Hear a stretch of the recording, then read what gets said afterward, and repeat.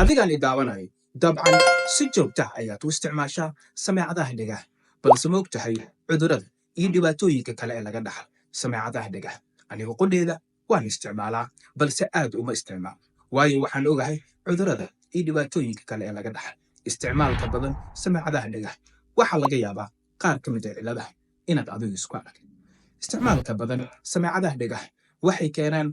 cilladda loo yaqaano tinnitus ama guuxa dhagaha dadka leh cilladda waxay maqlaan shanqartan oo kale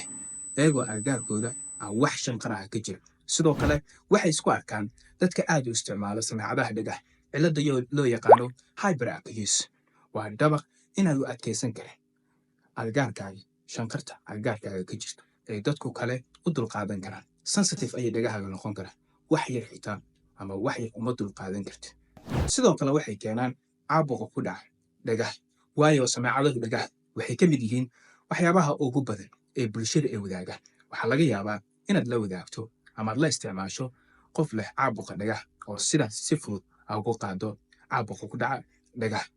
waxay kaloo keenaan amaba ay dhaawacaan maskaxda waayo electromagnetic waveska ay soo saaraan sameecadaha dhagaha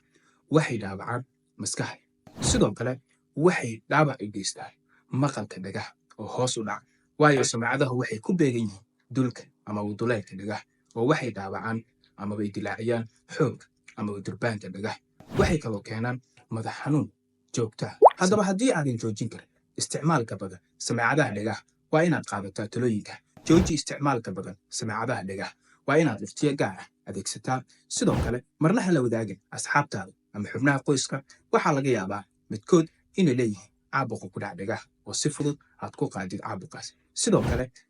si joogtaa u nadiif ama jeermiska ugu dil sameecadaha dhagaha adigoo isticmaalaya alcohol si aad uga dishid jeermisyada sida fangaaga sidoo kale ha adeegsanin xilliyada aad waddooyinka maraysid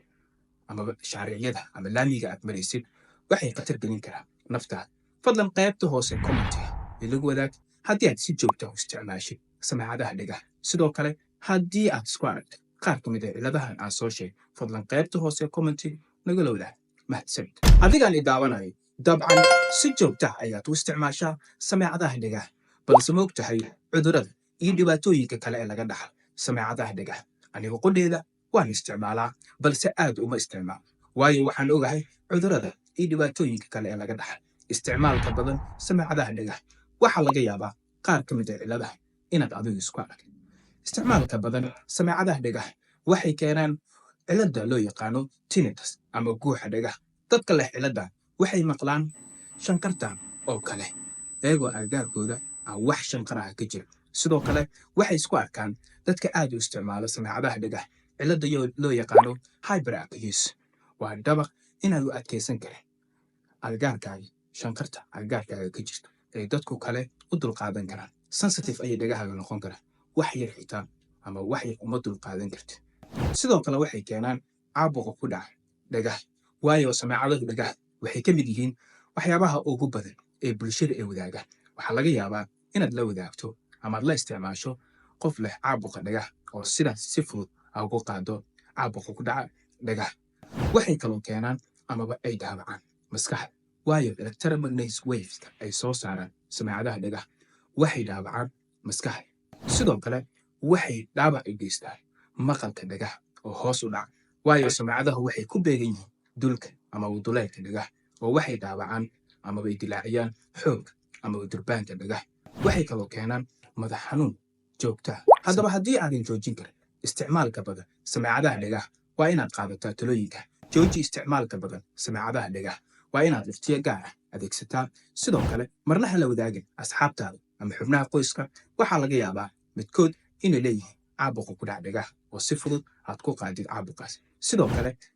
si joogtaa u nadiif ama jeermiska ugu dil sameecadaha dhagaha adigoo isticmaalaya alcohol si aad uga dishid jeermisyada sida fangaaga sidoo kale ha adeegsanin xilliyada aad waddooyinka maraysid